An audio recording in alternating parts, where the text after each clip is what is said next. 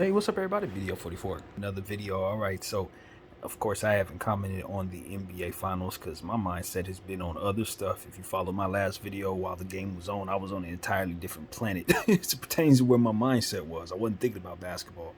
But I did come back around and watch the highlights of that game. I turned the game on in like the third quarter for a split second, realized the score was not favorable, and went on about my business. So that's kind of how I've been playing the NBA Finals, to be honest with you. It's not necessarily because I'm just thinking it's a foregone conclusion that the outcome is going to be what we all believe it's going to be. I just had my mindset elsewhere. So sometimes it just happens like that when your team's not involved and the team that beat you looks like the team that's going to be the favorite to win versus another team that you grew up not really liking so much. It's kind of hard to get up for that when you're me. You know, we got very close, the Lakers did, and this is the team that knocked us off in a sweep fashion. So I'm not entirely excited about watching them hoist the trophy, although they're more than worthy. And I think Jokic has long been someone who needs a championship to solidify what he's been doing at the level he's been doing at. Um, and I say that because players who've been that great don't go too long without championships. And so it's time for somebody who reflects the dominance that he does to start collecting jewelry. So I do believe that this is that year. Um, and you know, anybody who watched the Lakers series with the Nuggets knows that I was completely on the other side of the Nuggets as it pertains to respecting their team. I was going through the motions of trying to figure out how best to see the Nuggets, the way the world does. Well, I'm on the other side of that now, and I definitely do. They're the best team in the league right now, bar none. And their size mismatch advantages are glaring in this series, even in the little minutes that I saw of the game. So I don't know that Miami can get a victory in this series, man. Especially with it starting at altitude. Even though Chuck said he don't, Chuck being Charles Barkley, most of us know that, said that he didn't believe that the altitude is really a thing. Uh, but I definitely have seen players struggle in altitude. Playing, you know, watching my Lakers go into Denver many times over.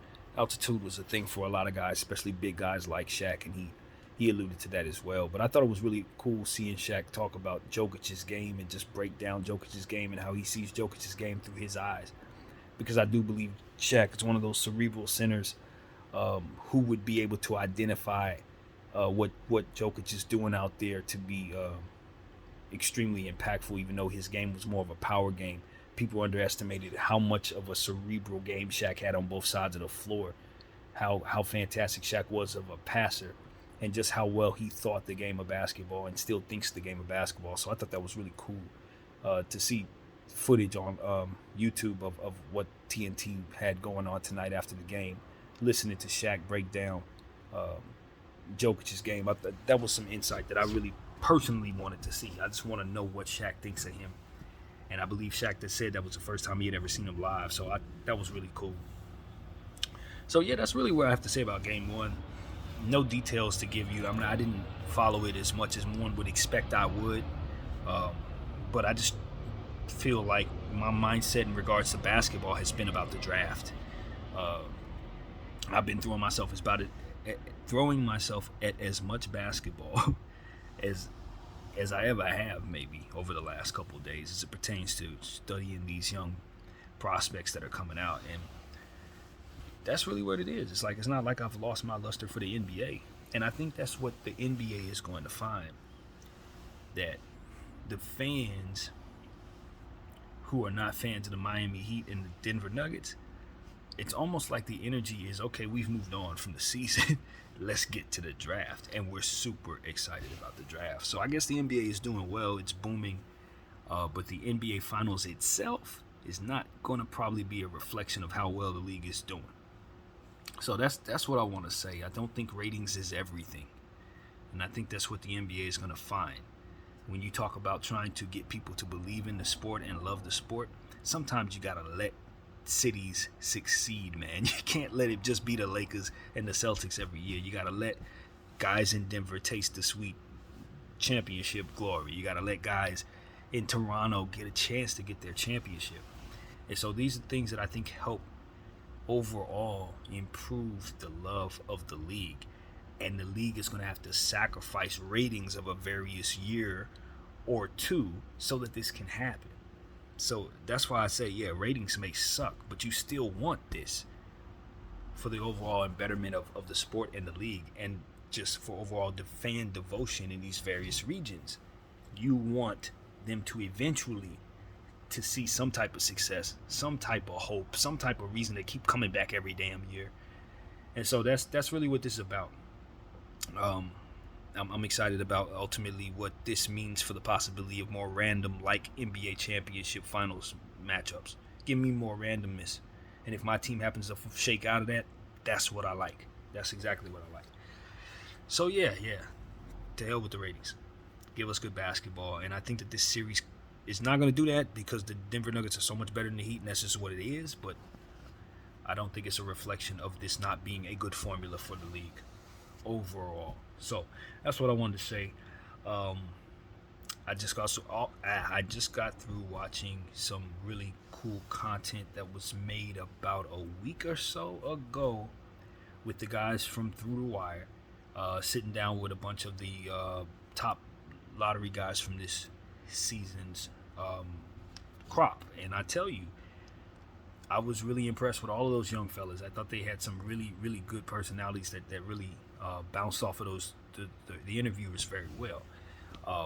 What stood out for me as a Laker fan was just how much of a Laker fan Taylor Hendricks is. And that, my friends, is something we can take with us as a tea leaf going forward when we start thinking about 4 and 5 years down the road, players that may want to join our team, players who may want to beat us because they have a special interest in our team. That young fella, Taylor Hendricks, is really, really a modern-day Laker fan.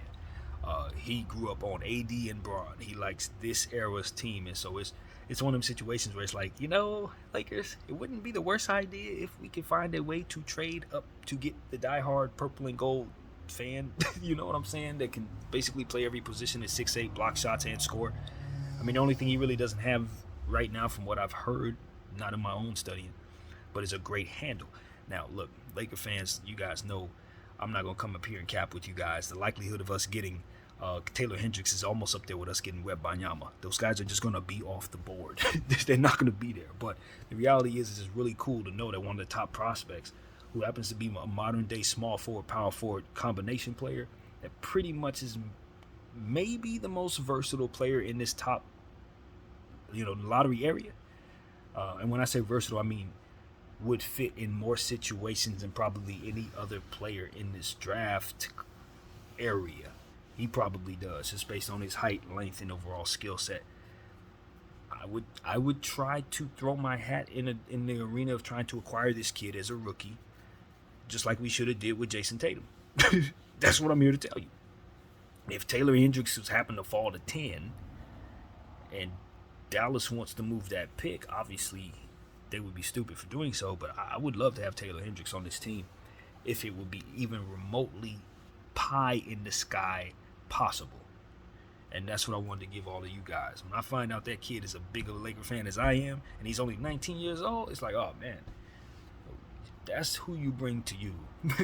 And you get him into this place, and he embodies what it is that you want the LA Lakers to be, because he already has it in his heart about what it is that he wants for himself in regards to putting on a uniform. It's what we should have did with Jason Tatum. But of course, we were trying to do that with Lonzo Ball just the same. It just didn't. It just didn't work out, because at the end of the day, Jason Tatum again is one of those players that would have fit in every situation. Lonzo with the shot, all of that revisionist history. Of course, we know we should have went with Jason, but this is a chance for us to try to do it again, but not really, because we don't have the pick for that. But anyway, I just wanted to throw that out there, man. Love the fact that we got more devoted purple and gold members headed into the league, but unfortunately, it's rare when we can actually draft them here. That's why we love Kobe so much, because he was exactly that. Somebody that we got from day one that was a Laker fan well before he even got here. And he gave us 20 years, and we miss him so. So that's what I wanted to say, man. I just wanted Laker fans to know what it is. I found out about the young Taylor Hendricks, who will likely probably be a Pacer or a Dallas Maverick, or probably in that first 8 picks, a Magic or something like that. He's going to be on one of those teams, Jazz, but he's with us. So that's what I wanted to say, man. But it is what it is. I'm excited about all those young fellas. I thought the Thompson twins really interviewed well there. I thought, well, somebody else had me cracking up, man. One of them dudes was funny. Uh, but all in all, this is just a good crop of young players, man. That's what I wanted to say to everybody. Casey Wallace was up there, you know, showing everybody his personality and reminding all of us that he can really go. There's a lot of good energy up there. Jarris Walker, I thought he was really funny. I liked the confidence that he exuded on that camera. I thought Jarris Walker was extremely charismatic, and I can tell you right now, he has a future with the TNT and them guys 20 years from now. He's going to be one of the dudes that I think could be on TV, along with several others in this crop of young players too. So I'm excited about them. Jordan Hawkins, he's going to be a deadly player.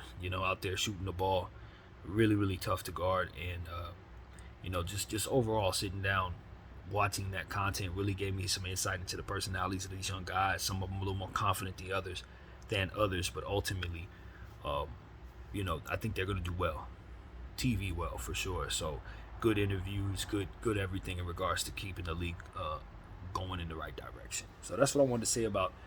I say about 10 of the players. I guess it was 10 of the kids. I think it was maybe a little less than that as far as how many they interviewed in that content. So yeah, man, good crop of young players. Let's see, was there anything else I wanted to share with you guys in regards to this? Did a little more homework on a couple of players. Maxence Prosper.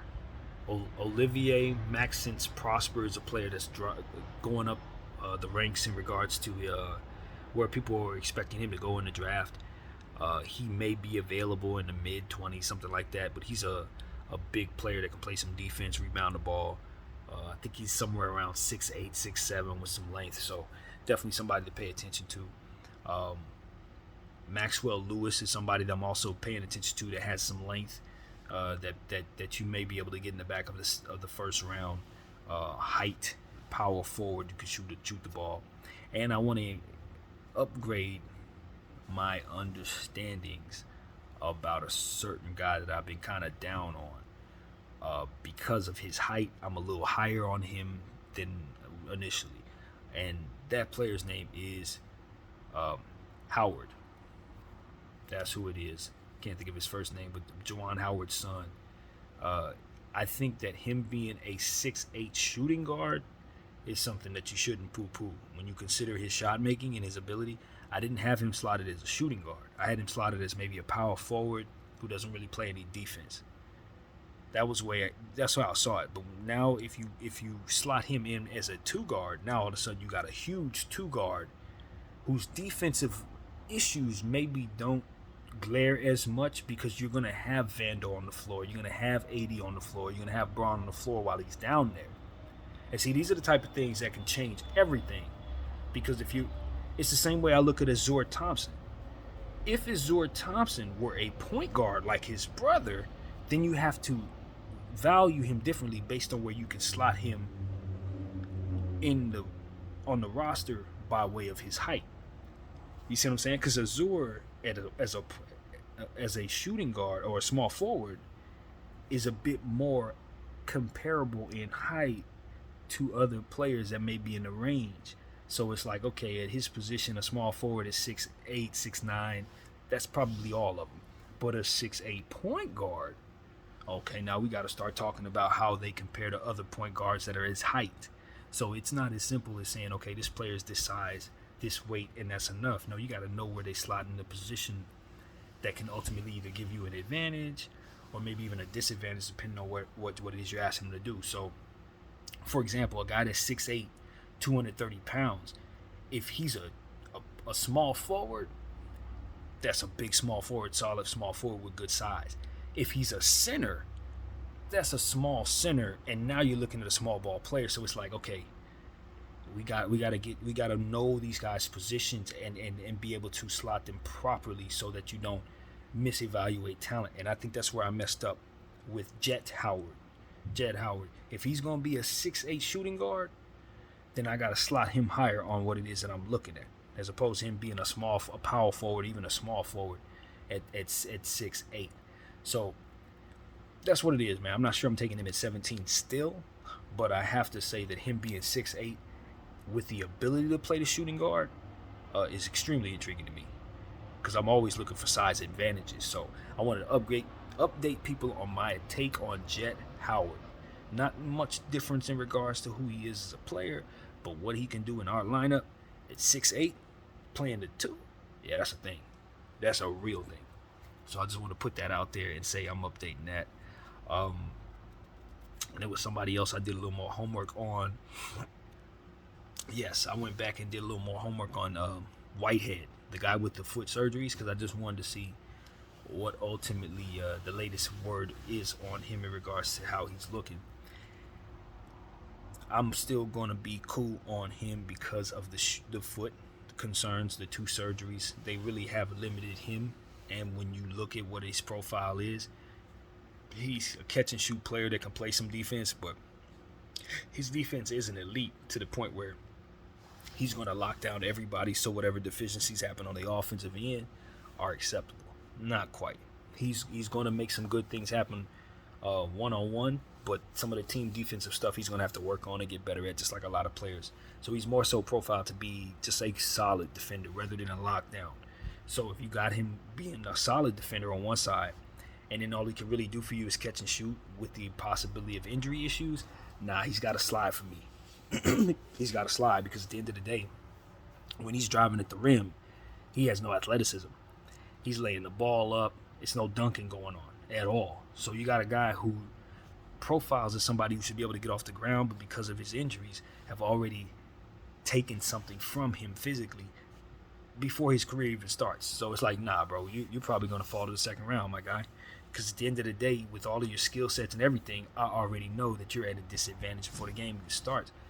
So I'm just going to go with somebody who doesn't have that problem and live with whatever it is that they're not, versus what it is you may be able to bring to the table on both sides. So I think that's the problem for him. He's already coming in at a disadvantage physically. And it shows when it's time for him to put pressure on the rim. So that's a no-go for the Lakers, even though I think he would slide in very nicely, hit a lot of jump shots for us. Ultimately, I just don't think he's going to be able to complement us as much as you would want him to, in comparison to several other guys that are going to be in that range. And this is another thought that's come to me in regards to this draft. For my team, the Lakers, I don't know how realistic it is to convince Brooklyn to give us the 21st and the 22nd pick. But if we could trade down from 17 to get those 2 picks, which I don't actually think is really realistic. Honestly, I don't think Brooklyn really sees their picks valued that way, to where you can take 2 from them and only give them 17. I don't know that they would see it that way, but if that were at all possible, I think that's a good way to play it if you're the Lakers, because some of them dudes that we really, really want are still going to be on the board at 21 and 22. It's the God's honest truth. Some of them people that you still are going to absolutely want, the guy that you likely would want to draft at 17 may actually still be there at 21. And you could have had 2 for 1. So it's risky if they have somebody they absolutely love in the 15 to 17 range. But if you're like me and you just love what you see between 15 and 24, then you're probably going to be very happy if you get 21 and 22. Because at the end of the day, for me, in this range, I want more than 1 pick. So I look at Brooklyn, they're in a situation where they have 2. And last year, they were trading away picks for vets. They were trading away first-round picks for Royce O'Neal. They were trading away first-round picks for other players. So it's like they don't value picks. Let me see if I can shake loose them picks. Maybe they'll take 2 for 1, and maybe they'll dish that 17 out to somewhere else to try to get them another player that can help them win now, if that's their vision. But my thing is, I want the 2 picks. I want 2 picks in this range. I've felt that way since I started studying this. So if I can turn number 17 into Coulibaly, and Leonard Miller, now how much richer am I as a franchise with only 1 lottery pick, or rather 1 first-round pick over the next 2 years? Turn this 1 first-round pick into 2 picks.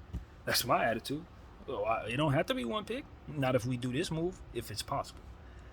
So I'm becoming more of a fan of trading down because I don't think it's too much of a difference between 17 and 21 as it pertains to who you think you're going to be able to get. In that range, it's a bunch of dudes you want. So that's what I want to say to the Los Angeles Lakers. If you can pull that off with the Brooklyn Nets, if it makes sense to do so, it's definitely something I would be interested in doing. I would. Because at the end of the day, even if I get the guy I want at 17, I'm still leaving someone on the board that I don't want to leave. That's the reality of it. I'm still not going to find myself happy in this draft unless my name is Brooklyn, because they got to. So that's what I want to see the Lakers do. If you're not going to trade up, probably trade down. But staying at 17 is probably just like the worst place to be in this range. It's probably the worst place to be in the range. So that's what I have to say, man. And was there anything else in regards to this draft? Just listening to people talk about, their various big boards and stuff like that. I can say that it's going to be very interesting to see if any movement is made with a guy by the name of Brandon Miller. And the reason why I think there could be some movement with Brandon Miller is because as I do more homework on him, I realize that there are some limitations to him that you will have to weigh against the off-the-court stuff that may make it so that you decide to pass on him and maybe take Ausar or Amin Thompson, rather. With the athleticism, the fact that he was, had a good workout in Portland, and they seem to be really enamored with him. And then you look at Brandon Miller and the chances that maybe, first of all, Charlotte may take him, right? So that may leave Portland in a position to think that maybe they don't have him on draft night, as to which they're probably thinking about other players, possibly. Scoot Henderson doesn't necessarily fit with Portland. Maybe they would trade the pick if for some reason it's Scoot. I don't know how they feel about Scoot, but my thing is this. They seem to really like Amin. And the thing about Brandon Miller is his arm length isn't as long as they're profiling him to be. They're saying he's like Brandon Ingram, but Brandon Ingram has a 7-foot wingspan. Brandon Miller's wingspan is like 6'9", 6'10", something like that. He's a shooter, but he's kind of stiff. He's not like, someone compared him to Jabari Smith. I think that's a good comp, like a shorter Jabari Smith. Now imagine if you're the Rockets, you could put both of them on the same team.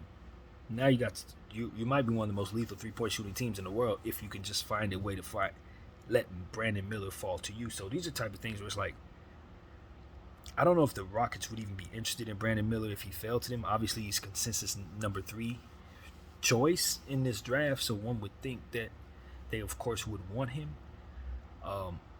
But I just think if I'm Portland, he could slot in with me and fit very well, but I got Shaedon Sharpe, and I just feel like if I put Amin Thompson next to Shaedon Sharpe, we're going to be the most exciting team in the Western Conference for years to come.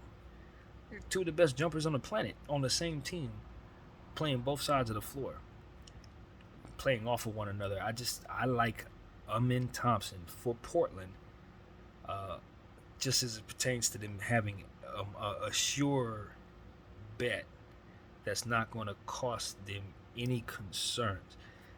That's how I look at Amin Thompson for the Portland Trailblazers, because the timeline is not. I don't know. I think my thought fell apart, because at the end of the day, Portland's still trying to figure out how they can keep Dame happy with a championship caliber team. And in my mind, I'm thinking about moving on from Dame, turning Amin Thompson into my point guard, and running with him, Shaedon Sharpe, Trendon Watford. If we're not trading Simons, keep Simons around. I don't see any reason to trade Simons if I'm moving Dame. Simons could be my off-guard 2-ball, off-guard 2-guard, off-ball 2-guard, I guess, catching and shooting, with Amin creating opportunities for him to do that by putting endless pressure on the rim and throwing lobs to Shaedon Sharpe. I mean, you can see an opportunity for them to be a really fantastic jump shooting team too. If you put Miller on that team with Dame Lillard, they're gonna be shooting threes all day. Miller, I wonder about him at the end of the day though. I don't know, man. I don't know. I haven't seen enough from him to know that he can do anything other than shoot the 3. And that's just a problem. And I have done homework on Miller, but in most of the highlights that I've seen, it's just 3, 3, 3, 3, 3, 3, 3, 3, 3. And it's like, all right, I know there's a premium on shot making. He's going to be an elite shot maker, an elite 3-point shooter. But these are some real athletes surrounding this dude in this draft. Like, you're talking about Scoot Henderson, Amen Thompson, what's the young fella's name? That everyone expects to go to Detroit, the Ala Villanova, Cam Whitmore. I mean, these dudes are video game athletes. We ain't talking about just dudes that are just kind of jumping around. No, we're talking about all world leapers. John Morant, Zion Williamson type athletes. So it's like, are you sure you're going to take a jump shooter who really doesn't have any athleticism ahead of two of the best athletes the NBA is about to have? People can talk about doing that, but I'm telling you, jump shooting is extremely important, but it just might be a thing where we're valuing it so much because of the era we're in, to where we're not anticipating just how important what a real athlete is actually going to be in tomorrow's league versus how much a shooter is worth today. And I think that we profile Miller as such a phenomenal shot maker and shooter that he may be inflated in the presence of what real athletes are actually going to do. But a Cam Whitmore repeatedly dunking over and over again, a guy like Amen Thompson, who's basically the Flash. I mean, and even his brother, Ausar Thompson, who's just a lighter version of him, who's also like a Flash. It's like, are you sure you're passing up on these athletes, Portland, so you can get a jump shooter? Maybe that jump shooter turns into an amazing player. But I'm telling you that I did a little homework. Well, I ain't gonna say homework, but I did I watched some content that was just put up in regards to next year's draft. And it's about 4 or 5 Millers in that draft with a lot more wiggliness to them than him. It's like 5 of them dudes, small forwards, 6'8", that can shoot the 3. And it's like, if Miller's the third best player in this draft by way of consensus, I cannot tell based on what it is that I've been seeing in comparison to the players that are coming in next year who look like him, who do what he does, versus the athletes surrounding him that he's supposed to be better than in this draft. It just don't make no sense. Not to me. When I look at him as a non-athletic jump shooter who can make some incredible passes, but more than anything is just going to be extremely efficient shooting a 3. That's amazing if he can hit a bunch of them and really be clutch, and all of that is awesome. If he can really hit big shots down the stretch, maybe he'd be the best player on the best team, some type of KD type player. But again, where's the length? When you talk about KD, you're talking about 7'2", 7'3" wingspan. This dude, nah.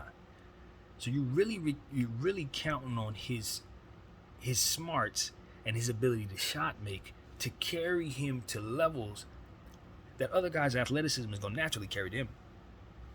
So it's just like, I know that it's not ideal to take athletes all the time. Sometimes you see these dudes that can jump, they can't do nothing else.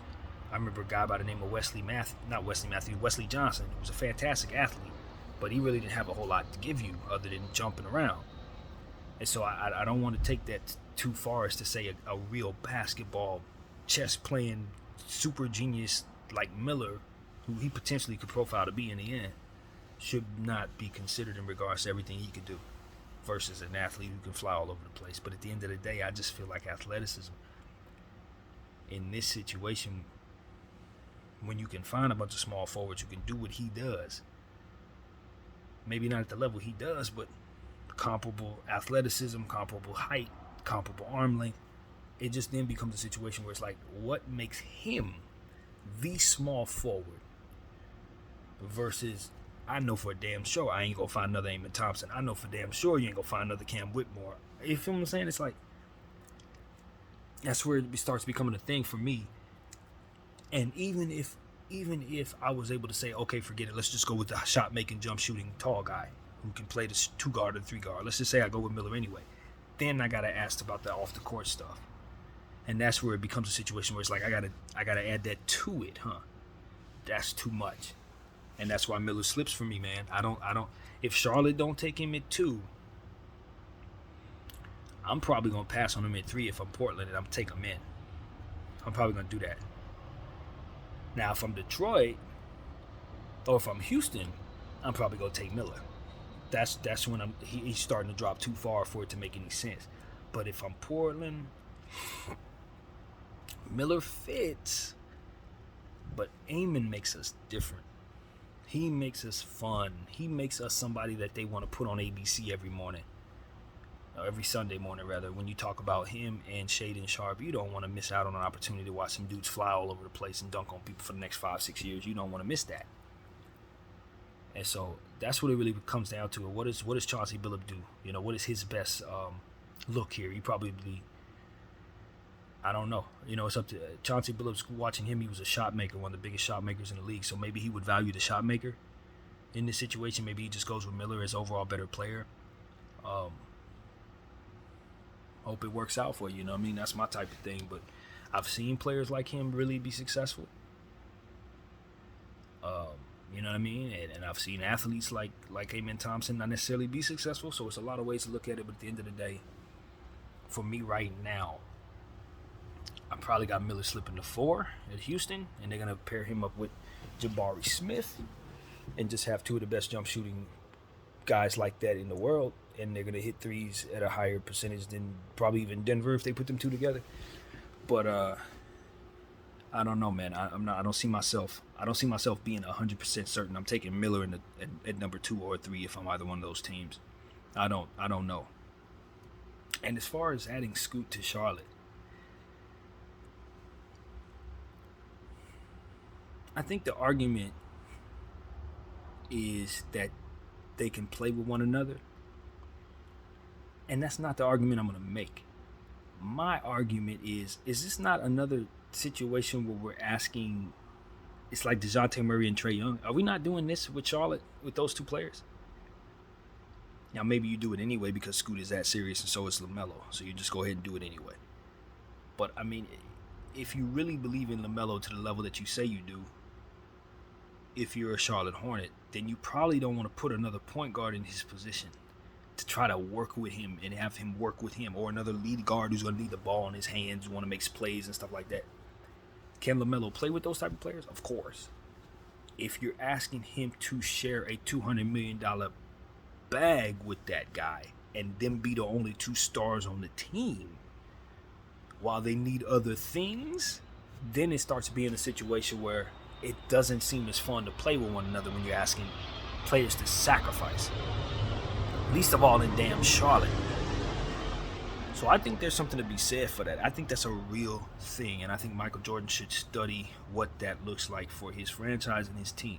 Because while you don't want to pass on Scoot Henderson if you're any franchise at all, you also don't want to underestimate the value of what that pick can mean if you trade it. If for some reason you don't want to add Scoot to it or Miller to it. Because at the end of the day, it's worth what it's worth. So if you don't take Scoot Henderson, somebody thinks Scoot Henderson is worth the world and will pay the world for the pick to get Scoot. So if I'm Charlotte, and I feel that there's any reason why I don't think that putting them two together makes any sense for me, I'm shopping the pick. And I know a lot of people don't think Charlotte should probably shop the pick, because at the end of the day, they could use a fresh new face. You just trade back. Maybe 1 spot, 2 spots, not too far. Trade with the Houston Rockets. Trade with the Portland Trailblazers. Trade back 1 spot even. But don't put yourself in a position to have to take a guy that consensus tells you is worth more. You know what I mean? If you don't really want him, you can trade down, retain that value, still get the guy you actually want. And given the fact that those picks are, in theory, up for sale, if you're Charlotte, what's going to hurt you from trading with the Magic? The Magic probably won't Scoot any damn way. So go down there and get 6 and 11 from them.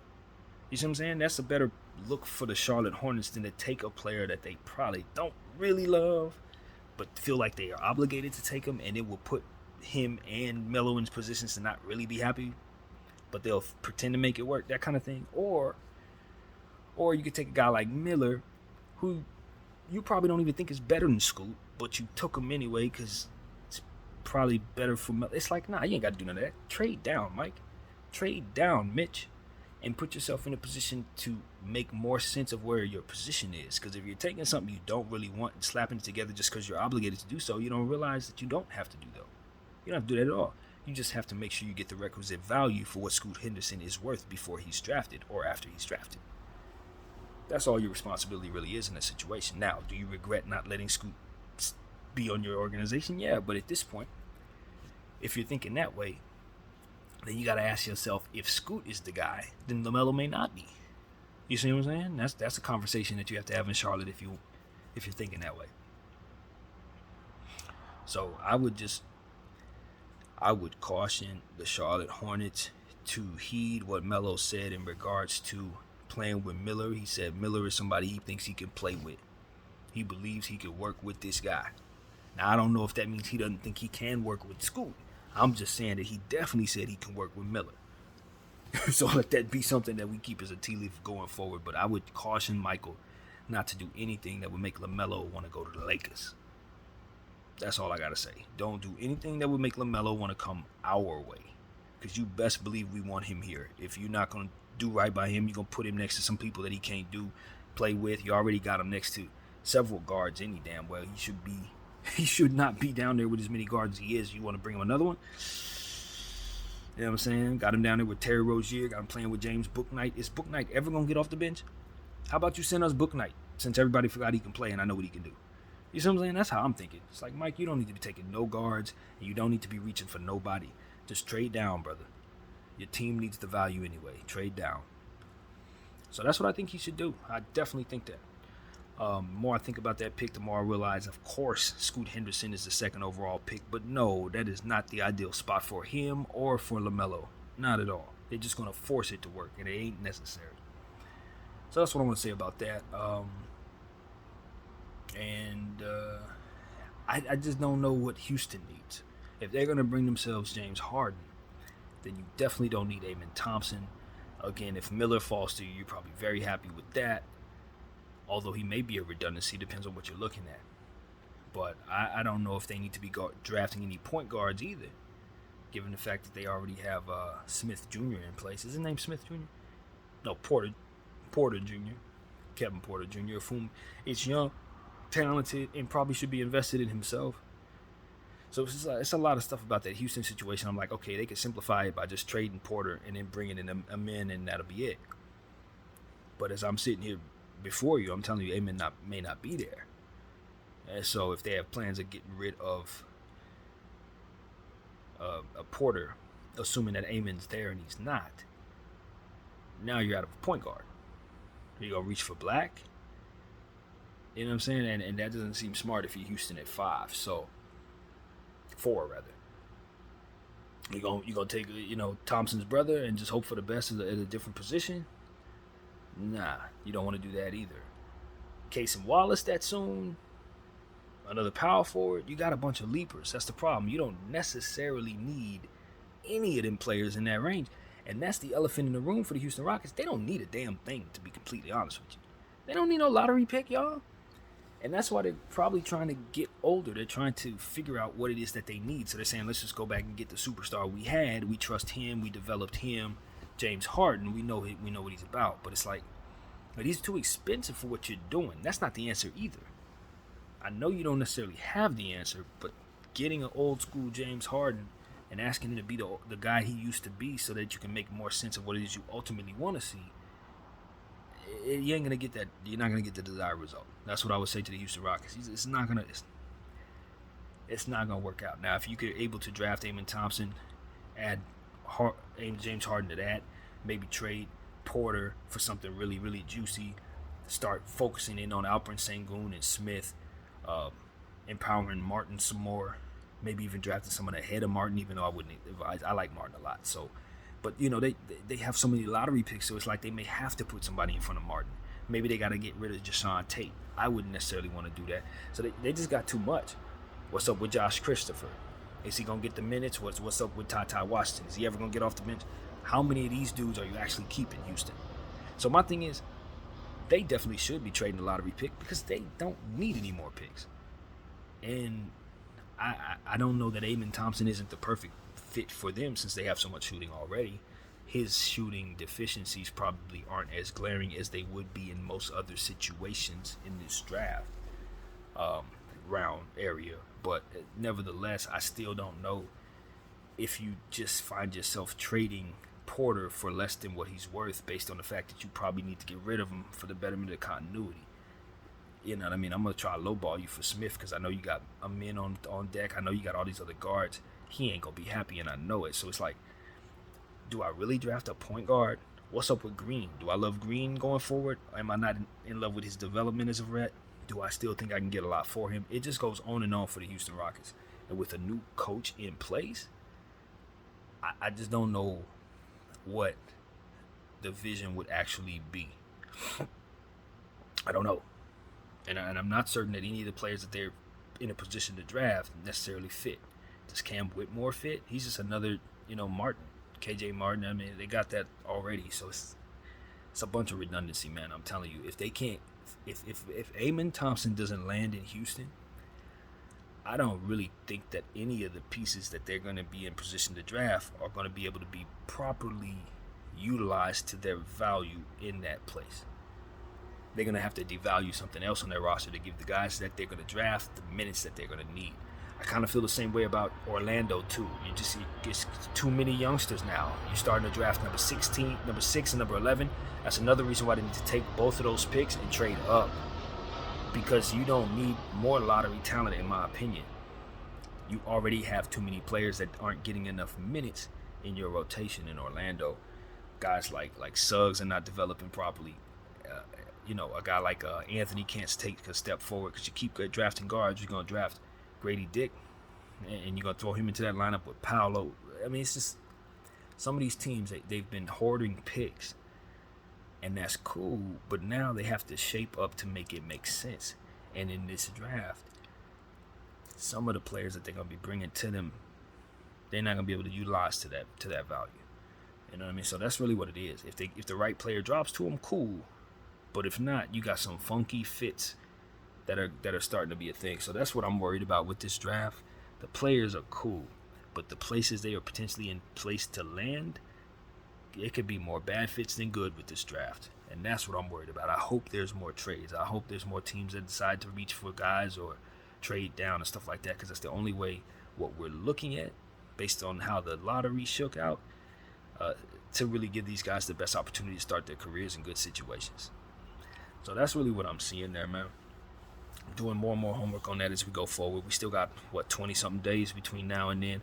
I haven't made up my mind if I actually want to do a full mock draft or a half mock draft, because at the end of the day, I'm very thorough when it comes to these players. So I want to know everything about everybody before I start telling you guys where I think they should go. I need to get familiar.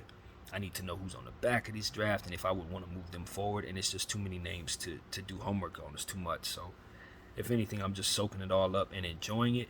And if I feel like doing a mock in the end, I'll do that. If not, I'll just keep doing stuff like this, talking about these guys as they come along.